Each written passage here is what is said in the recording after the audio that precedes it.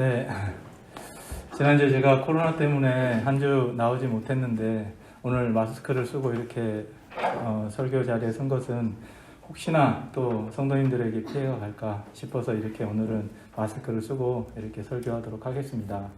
오늘 말씀의 주제는 교회의 기둥과 터가 되시는 분입니다.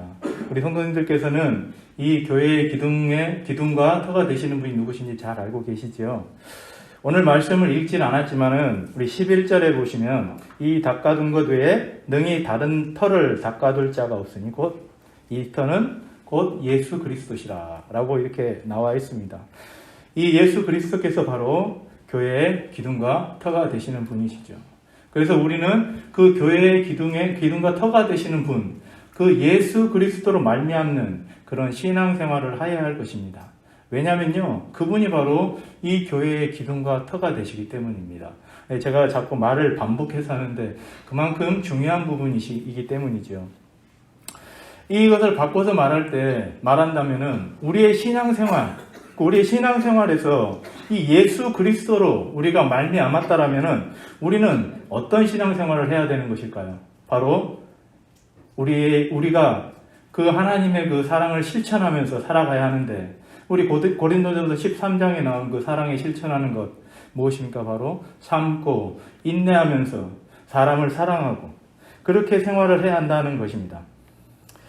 그런데 그렇게 예수 그리스도를 우리가 입으로는 고백하면서 우리에 나타나는 것은 그런 것이 나타나지 않는다라고 하면은 그게 바로 우리가 예수 그리스도로 말미암은 그런 신앙이라고 말할 수 있을까요? 오늘 고린도 교회가 그것을 너무나 잘 보여주고 있는데요. 이 고린도 전서를 하면서 이 교회의 문제를 다루기 때문에 조금 심각하게 말할 수밖에 없습니다. 1장에서 가장 심각하게 벌어진 이 문제가 이 파벌의 문제입니다. 파벌의 문제가 아주 심각하게 제기되고 있었기 때문에 지금 2장과 3장 그리고 4장까지 걸쳐가지고 이 이야기를 하고 있는 것입니다. 이 파벌의 문제가 굉장히 심각한데요. 우리 성도님 잘 생각해 보시기 바랍니다. 내가 만약에 예수 그리스도로 말미암는 신앙인데 나는 바울에게, 나는 게바에게 그렇게 이야기를 할 수 있겠습니까? 그리스도로 말미암는 신앙이라고 하지만은 실상은 그렇지 못하는 것을 우리가 드러내고 있는 것이죠. 오늘날 우리는 어떻습니까? 말씀을 들을 때 그 말씀이 정말 나에게 주시는 말씀이다. 내가 잘못된 것이 있으면 내가 고치고 그리고 나를 경성하고 나에게 적용시키고 그렇게 해야 되는 것이 맞는 신앙생활이라고 우리는 잘 알고 있습니다. 그러나 신앙생활을 오래 하면 오래 할수록 나를 변화시켜 나가는 것에 익숙한 것이 아니라 점점 그 화살이 올바르게 하지 못하는 그런 사람들에게 향하게 되어 있습니다.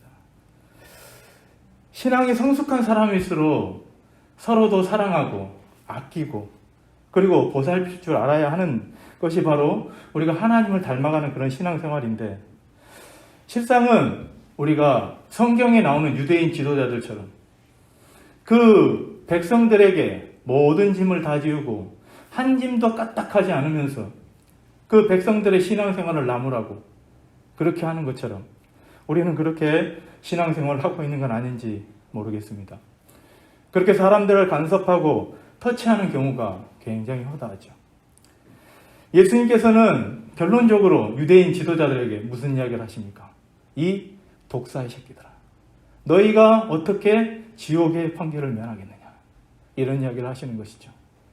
우리가 신앙생활 연수가 20년, 30년 되어 갈수록 점점 더 그 신앙이 무르익어서 정말 사람들을 사랑하고 사람들을 수용할 줄 알고 포용할 줄 아는 그런 우리의 신앙생활을 대화함에도 불구하고 서로 신앙생활을 못했을 때 이렇게 이야기하면서 점점 더 교회는 그런 감시하는 눈초리와 그런 부분에 있어서 더 이야기를 하게 되고, 그러다 보면은 이 교회의 사랑이 사라지는 것을 우리는 너무나 잘 볼 수가 있는 것입니다. 그러나 신앙도 거기에 맞춰서 생활합니다. 그런데요, 우리 고신 헌법에 교회 정치의 원리가 있습니다. 제가 이번에 공부를 하면서 그 원리를 잘 또 보게 되었는데요. 우리 교회 정치의 가장 기본이 되는 원리가 1조와 2조에 이렇게 잘 나와 있는데요. 제일 1조가 무엇이냐면은 양심의 자유입니다. 그리고 두 번째가 바로 교회의 자유입니다. 양심의 자유, 교회의 자유. 이것은 무엇이냐면은 내가 예수 그리스도를 믿는 신앙, 그 개인의 그 신앙과 그리고 개인과 그 교회가 그리스도 안에서 어떤 일을 행해 나갈 때 자유롭게 행해 나갈 수 있다는 거예요. 근데 그것을 누구도 옆에서 간섭하거나 타치하는 것에 대해서 금하고 있는 것입니다. 우리 성도님들께서는 우리 고신 헌법에 이렇게 있다는 것을 알고 계십니까? 우리는 사람들은 본래부터 죄인입니다. 어쩔 수 없는 죄인이죠. 하나님 앞에서 우리가 무엇을 고백할 수 있겠습니까? 우리는 죄인으로서이다. 다만 하나님 앞에서 그 죄인으로서 하나님 앞에 회개하고 우리의 죄를 회개하고 나아갈 수밖에 없는 것이죠.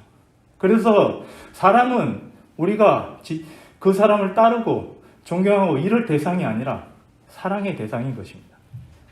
앞에 나와 있는 저도 마찬가지이고 누가 누구를 따르고 누구를 따라가고 이렇게 할 대상이 아니라 정말 사랑하는 그 대상이 되어야 한다는 것입니다. 오직 믿을 만한 분은 예수 그리스도이시죠. 따라서 예수님은 영원 불변한 진리이자 우리 신앙의 근거가 되시는 분이십니다. 이분을 따르는 신앙생활을 한다면 우리는 절대로 사람을 아끼고 보살피는 그런 신앙생활을 감당해야 합니다. 그것이 바로 예수님 안에서 참고 인내하며 의와 거룩함과 진실함을 따라서 사람들을 품고 서로 사랑하는 것이죠. 그래서 교회는 정말 사랑이 넘치는 곳, 정말 은혜가 넘치는 곳, 이곳이 바로 교회가 되어야 할 것입니다. 그러나 오늘날 교회는 전혀 그렇지가 못하지요. 나와 생각이 다르다고 해서 교회는 너무나 많이 갈라져 있고 분파들도 너무너무 많이 있습니다. 그러다 보니까 교회는 점점 힘을 잃어가고 있는 것을 우리 성도님께서 잘 아실 것입니다. 더 심각한 것은 수용성의 문제입니다. 교회가 정말 우리가 그 예수 그리스도의 그 진리를 따르다 보니까 이 세대 간의 갈등, 그리고 이 교회가 어떤 그 분열이나 분쟁, 이런 것들이 정말 끊임이 없는 것이 바로 교회가 되는 것이죠. 우리가 예수 그리스도라는 그 생명을 가지고 있는 그런 우리 예수 그리스도의 생명을 가지고 있는 교회임에도 불구하고 이렇게 갈라지면서 분열하고 그래서 점점 더 상대를 이해하지 못하고 수용하지 못하니까 교회는 갈수록 어려워질 수밖에 없습니다. 우리 성도님들 한번 생각해 보시면 지금부터 한 10년 후에 어떻게 될 것 같습니까? 교회가. 저는 그 생각을 할 때마다 참 교회를 어떻게 세워가야 될 것인가 이런 부분에 대해서 상당한 고민을 할 수밖에 없는 것입니다. 나이가 들고 이제 그렇게 되면은 점점 이제 막바지에 와 있다라는 생각을 떨칠 수가 없는 것이죠. 먼저 믿은 우리 성도님들이 사람들을 수용하고 포용할 수 있어야 합니다. 우리가 그 사람들을 포용하지 못한다면은 그분들이 어떻게 교회에 올 수가 있겠습니까? 젊은 사람들이 모르는 것 같고 그렇게 해도 있잖아요. 다 알고 판단합니다. 그들에게 필요한 것은 정말 사랑이죠. 오늘 같은 코로나 시대에 우리가 코로나로 어려움을 당하고 이런 사람들보다 지금 코로나 때문에 사람들이 서로 위로를 받지 못하고 고독사, 외로움에 있어서 있잖아요. 죽어가는 사람들이 너무너무 많다는 것입니다. 정말 그들에게 우리가 사랑의 손길을 뻗쳐야 하는데 우리가 그들의 신앙생활을 이야기하고 나무라고 이렇게 하면 우리 교회에 누가 올 수가 있겠습니다. 물론 사랑에서는 잔소리가 필요하죠. 분명히 필요한 부분들이 있습니다. 그런데 우리가 그런 부분들을 잘 가려서 분별력 있게 해야 된다는 것이죠.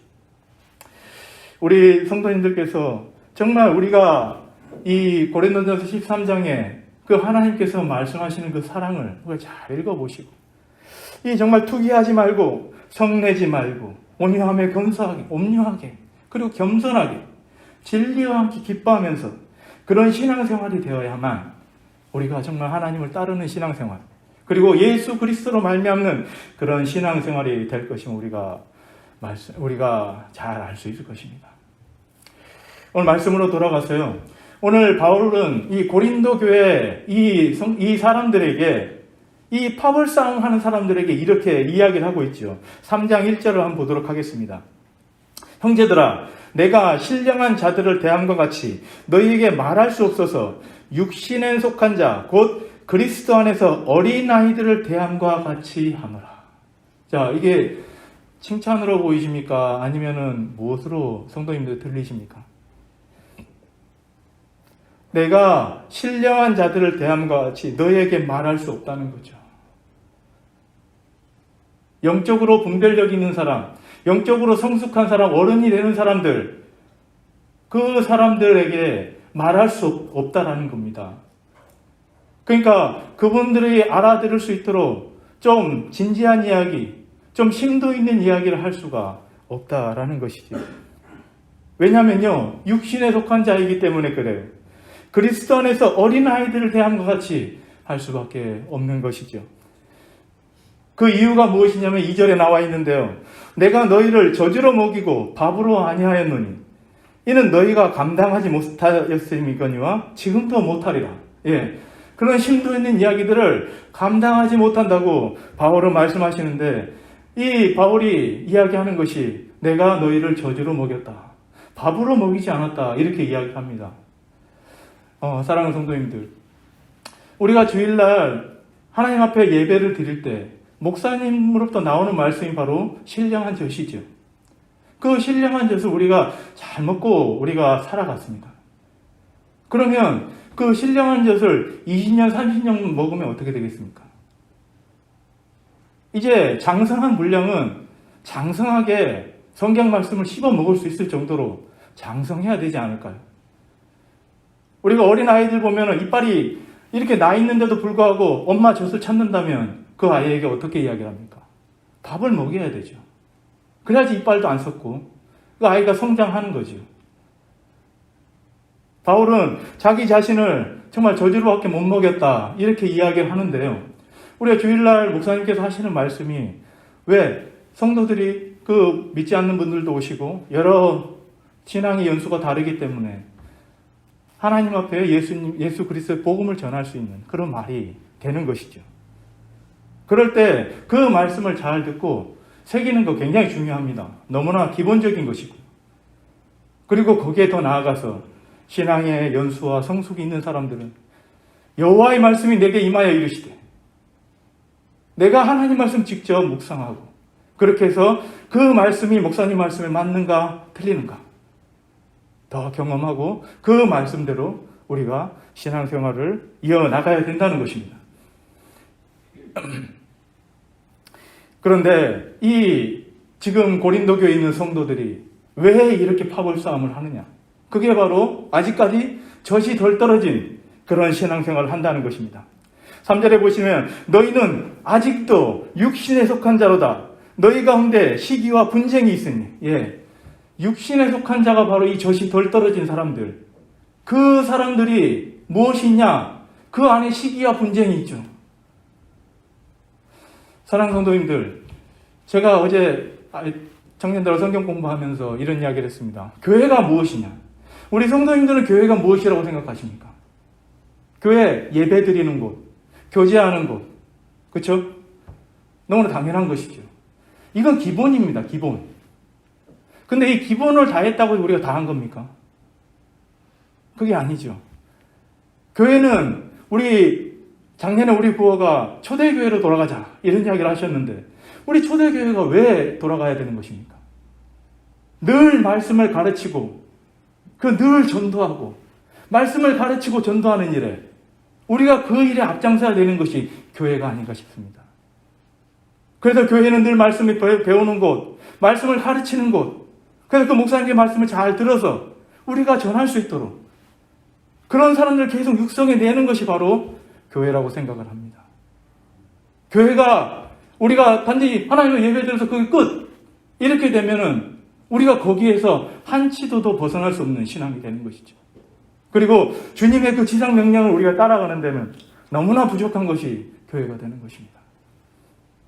그런데 이 사람들이 이 교회에서 그런 자리 다툼과 그런 이야기들, 우리 교회의 그런 본분을 잊어버리고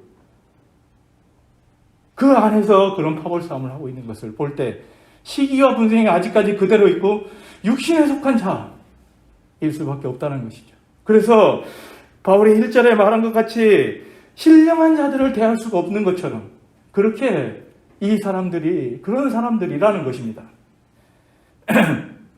그래서 육신에 속하여 그 사람들을 따라서 행한다라고 이야기를 하고 있죠. 그래서 4절은 이렇게 이야기합니다. 또 이야기를 하고 있죠. 어떤 이는 말하되 나는 바울에게로 하고 다른 이는 아볼로에게라고 하니 너희가 육의 사람이 아니리요. 예, 사람을 따라다니는 신앙, 그게 바로 육신에 속한 그 신앙 아닙니까? 누구 때문에 내가 한다? 당연한 이야기죠. 그게 바로 영적으로 젖이 덜 떨어진 사람. 정말 하나님 앞에서 내가 말씀에 대해서 은혜를 받고 점점 더 우리가 정말 목사님이 말씀하시는 그 하나님을 닮아가는 그런 모습들, 그런 삶을 살아가야 되는 것이 바로 우리의 삶이 되어야 되는 건 아니겠습니까? 그래서 우리가 늘 말씀을 가르치고 전도하는데 시기와 분쟁이 있을 이유가 뭐가 있겠습니까? 그 안에서 무슨 시기와 분쟁이 있겠어요? 우리의 할 일을 잘 감당하면 되는 것이죠. 그래서 5절부터 이 바울과 아볼로가 어떤 사람들인지, 진짜 당신들이 믿고 따르는 그런 사람들인지, 나는 바울에게, 나는 아볼로에게 하는 그럴 사람들인지를 잘 설명해 주고 있습니다. 그런즉 아볼로는 무엇이며 바울은 무엇이냐? 그들은 주께서 각각 주신 대로 너희로 하여금 믿게 한 사역자들이라. 이 말이 좀 어려운데요. 너희를 예수 그리스도로 인도하는 그런 사역자들이라는 거죠. 그 이상도 그 이하도 아닙니다. 그래서 나는 누굽니까? 바울은 심었고 아볼로는 물을 줬다. 예, 자라게 하게 하시는 그 하나님 때문에 나는 심고 바울은 물을 준 거야. 아볼로는 물을 준 거야. 그렇게 하면서 이 고린도 교회 이야기를 하는 것이죠. 그래서 자라나게 하셨나니, 그런즉 심는 이나 물 주는 이는 아무것도 아니로되 오직 자라나게 하시는 이는 하나님뿐이시다. 예. 그러니까 심는 이나 물 주는 이는 다 같은 거예요. 우리 성도님들은 심는 자입니까? 물 주는 자입니까? 똑같죠? 우리 성도님도 마찬가지입니다. 목사님께 배워서 그것을 전하고 그렇게 사람들에게 심고 그 예수 그리스도의 신화를 뻗쳐나가고 그렇게 하는 사람들이 되어야죠. 거기에 무슨 시기와 분쟁이 있을 수가 있습니까? 그래서 심는 이나 물 주는 이는 다 한 가지지만 오직 자라나게 하시는 이는 여기 하나님 한 분뿐이다. 이렇게 이야기를 하고 있는 것입니다. 그런데요, 하나님께서는 이 바울은 이런 이야기를 합니다. 자, 9절에 8절에 보시면 심는 이와 물 주는 이는 한 가지이나 각각 자기가 일한 대로 그 상을 받는다는 거죠. 예, 자기가 일한 대로 누구 뭐 탈취할 거 없어요. 자기가 그 한 대로 하나님 앞에서 하나님께서 상 주신다는 겁니다. 이런 우리의 소망이 있지 않습니까? 하나님 나라에서 우리가 받을 만한 소망. 이것이 바로 이것 때문에 우리가 하나님 안에서 믿음을 가지고 참고 인내하면서 삶을 살아가는 것 아니겠습니까? 그래서 9절에 이렇게 이야기를 하고 있죠. 우리는 하나님의 동력자들이요 너희는 하나님의 밭이요 하나님의 집이니라. 네, 우리 모두가 이 말을 잘 새겨야 할 것입니다. 뭐냐면요, 하나님 안에서 서로 하나라는 거예요. 시기와 분쟁, 다툼 이런 거를 교회 안에서 그렇게 할 그런 게 아니라는 겁니다. 우리의 본분과 우리의 그 정체성을 분명하게 알아야 된다는 이야기죠.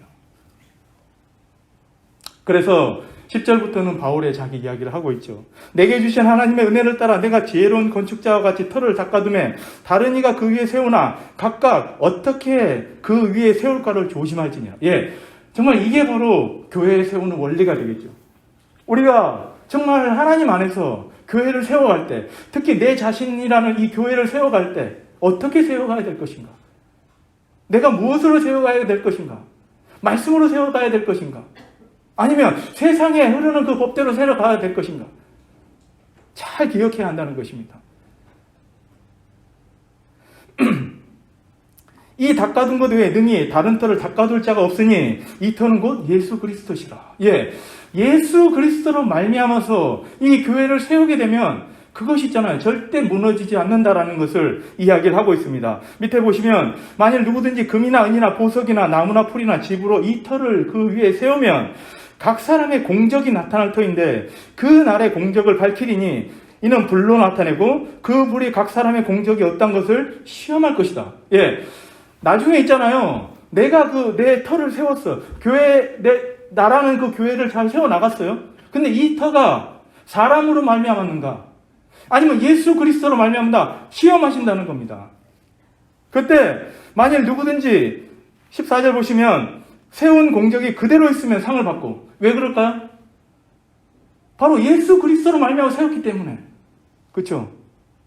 근데 15절 보시면 누구든지 그 공적이 불타면, 예, 사람으로 말미암아 세운 교회라는 거죠.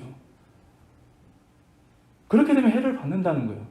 그런데요, 하나님께서 그 중에서 긍휼함을 베푸셔서 그러나 자신을 구원을 받되 불 가운데서 받은 것 같다. 네. 불 가운데서 구원받는 것처럼 그렇게 정말 겨우 구원받을 것이다. 하나님의 그 긍휼함이죠.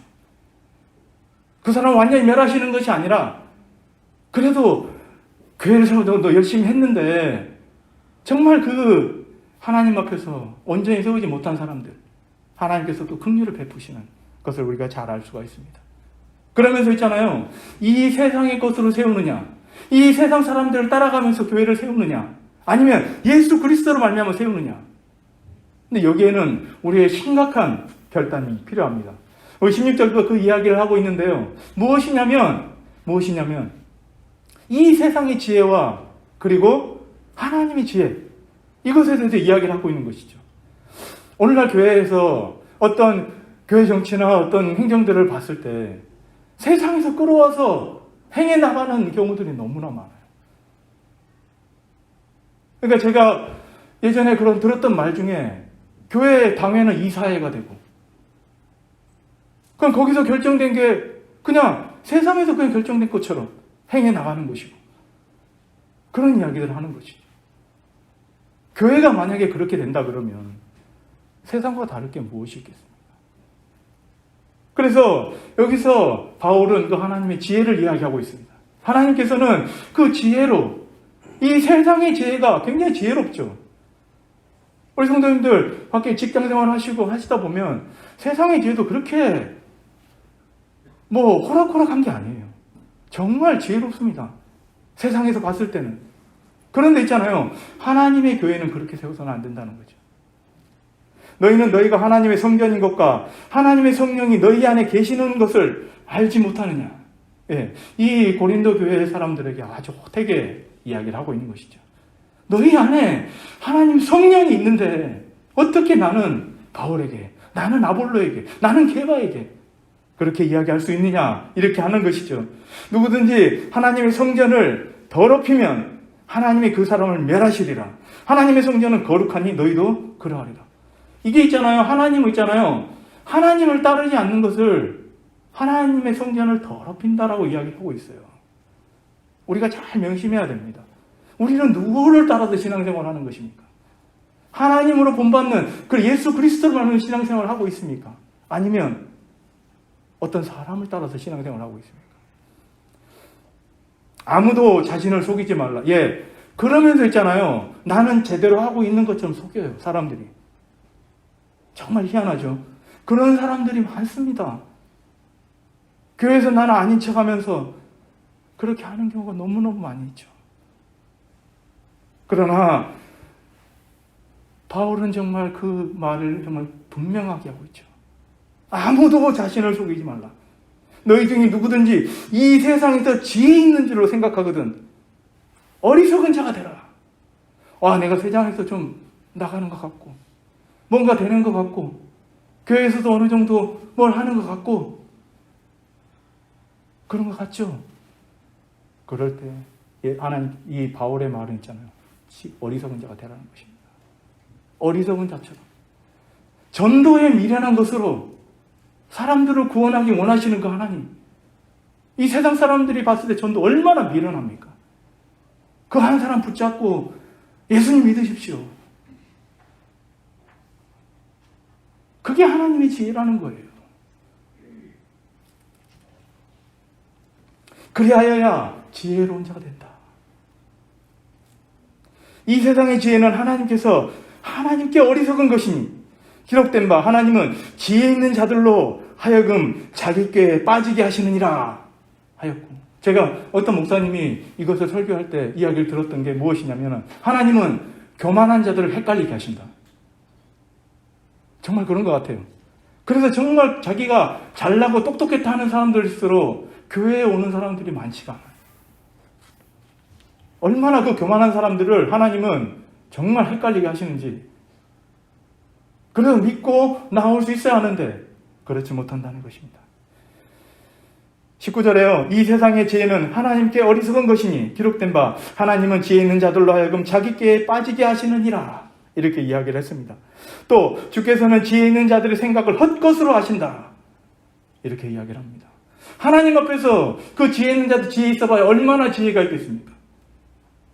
그 지혜를 하나님 앞에 이 교회에 가지고 와서 그 일들을 행해 나간다. 바로 그것이 바로 사람을 통해서 세운 공적이 되는 것 아니겠습니까? 다 불타버릴 공적. 그런즉 누구든지 사람을 자랑하지 말라. 예, 결론이죠, 그렇죠? 사람을 자랑하면 안 돼요. 우리 안에 예수 그리스도를 자랑해요. 예수님께서 어떤 분이시다라는 것을, 나는 예수 그리스도를 따르는 분이시다, 사람이다. 그런 정체성을 분명히 가져야 한다는 것입니다. 만물이 다 너희 것임이니라. 바울이나 아볼로나 게바나 세계나 생명이나 사망이나 지금 것이나 장래의 것이나 다 너희의 것이요, 너희는 그리스도의 것이요, 그리스도는 하나님의 것입니다. 우리 모두가 다 하나님 안에 하나라는 겁니다. 만약에 여기 와서 제가 나를 따르도록 설교한다, 내가 잘못된 거죠.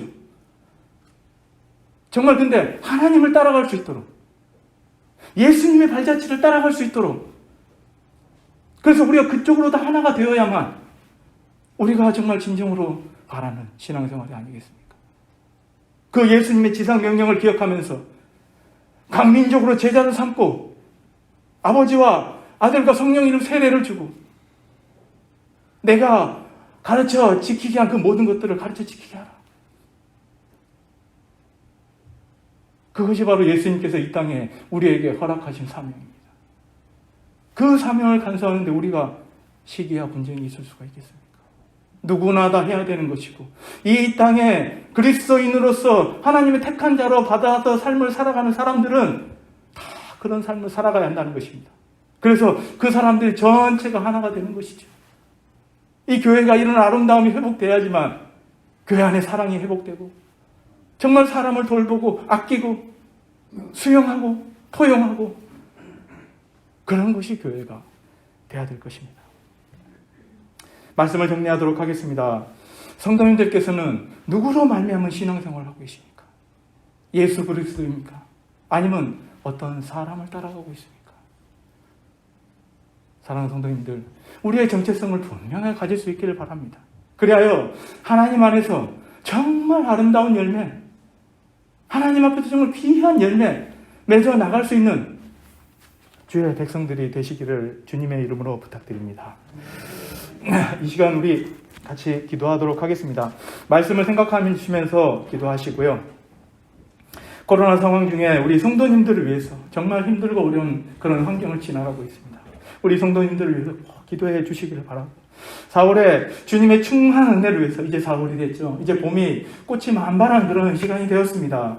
그래서 이 시기에 정말 하나님 앞에 우리가 정말 충만한 그런 은혜를 위해서, 말씀의 은혜를 위해서 우리 시간 같이 기도하도록 하겠습니다.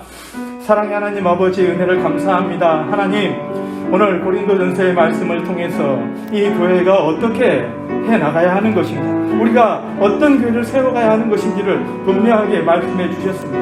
하나님, 우리가 예배를 드리고 교제를 나누고 우리 교회 안에서 이루어지는 모든 것들은 너무나 기본적으로 해야 되는 것임을 우리가 분명히 알게 되었습니다. 그러나 거기서 더 나아가서 우리가 말씀을 잘 배움을 받고 그리고 그것을 양육하여서 하나님 나라에 정말 우리가 그것을 올바로 쓰여 나갈 수 있는 그런 사람이 되는 것, 그래서 하나님의 그 지상명을 잘 감당해 나가는 그런 사람들이 되는 것, 그것이 바로 이 교회의 문, 우리가 분명히 알 수가 있습니다. 하나님 아버지, 우리가 정말 이 교회를 온전히 세워갈 수 있는 그런 사람들로 자라갈 수 있도록 주님 은혜를 베풀어 주시옵소서. 주의 은혜가 충만한 이 교회가 되게 하여 주시기를 원합니다. 하나님, 이 통영시민교회를 사랑하시오니 이 통영시민교회 정말 사랑이 회복되게 하여 주시고 하나님의 은혜가 충만한 이 교회가 되게 하셔서 정말 사람들이 모이는 교회, 하나님 믿지 않는 사람들이 이곳에 와서 회개하고 하나님을 다시 영접하는 그런 교회가 되어주도록 주님 은혜를 베풀어 주시옵소서. 하나님, 그 은혜로 말미암아 우리가 온전히 삶을 살아갈 수 있는 저희들이 되게 하여 주시옵소서. 누구를 따라가는 그런 신앙생활이 아니라 예수 그리스도로 말미암은 교회의 신앙과 터가, 교회의 기둥과 터가 되시는 예수 그리스도로 말미암은 그런 신앙생활을 해나갈 수 있는 저희들의 삶이 되게 하여 주시기 원합니다. 하나님 아버지, 코로나 상황 가운데 정말 많이 힘들고 어려운 가운데 있는 우리 성도님들이 있습니다. 그분들 주님께서 눈동자처럼 지켜주시고 하나님께서 그 어려움을 하감하여 주시고 하나님 그곳에서 회복되어지는 역사가 있게 하여 주시옵소서. 주의 은혜로 말미암아 회복되는 삶을 살아가는 우리 성도님들의 삶이 되게 하여 주시기를 원합니다. 하나님의 은혜가 충만한 그런 삶을 살아가는 우리 성도님들이 되게 하여 주시고 주님의 은혜로 족한 그런 삶을 살아가는 성도님들의 삶이 되게 하여 주시옵소서. 4월에 주님의 충만한 은혜를 위해서 기도합니다. 하나님, 이제 봄이 되었고 정말 꽃이 만발한 정말 그런 이 시기가 되었습니다. 하나님, 이 시기에 정말 더욱더 하나님 은혜를 사모하고 하나님 은혜를 간구하는 우리 성도님들의 삶이 되게 하여 주시기를 원합니다. 그 안에서 충만한 주님의 은혜를 누리면서 살아갈 수 있는 주의 성도들의 삶이 되게 하여 주시옵소서. 고마우신 하나님 아버지, 은혜를 감사합니다. 하나님 아버지, 저희들 이곳에 나와서 하나님의 말씀을 듣고 그 말씀대로 우리가 삶을 살아가기를 원합니다. 하나님, 우리 안에 성령 하나님 계시오니 그 성령 하나님께서 우리를 경성시켜 주셔서 우리를 온전한 길로 인도하여 주시옵소서. 올바른 교회를 세워나가는 저희들 되게 하여 주시고 하나님의 은혜가 충만한 교회가 되어지도록 하나님, 이 교회에 은혜를 베풀어 주시기를 원합니다. 이 한 주간 살아가면서도 하나님의 은혜 가운데 살아갈 수 있는 우리 성도님들의 삶이 되게 하여 주시옵소서. 예수님 이름으로 기도드립니다. 아멘. 우리 432장 찬양하고 목사님 나오셔서 축도해 주시겠습니다.